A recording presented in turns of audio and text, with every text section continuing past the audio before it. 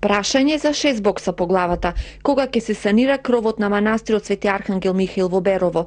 Ова го прашал 65 годишниот пензионер Драги Арменски, беровскиот градоначалник, и наместо одговор од него добил боксови по лицето.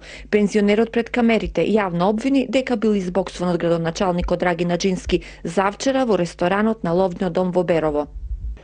Градоначалник ќе обиден со покривањето на манастирот. Не е твоја работа и со бокс. Тоа како на ринго. Ние не сме имали градоначалник, ние сме имали боксер градоначалник.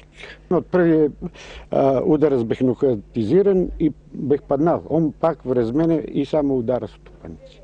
Пензионерот Драги, 35 години, работел како професионален шофер во општината и ги возел сите претходни председатели на Беровската општина, а досега немал никаков конфликт со никого, ниту пак со актуелниот градоначалник. Градоначалникот Наџински за Канал 5 изјави дека имало инцидент, но дека се предимензионира.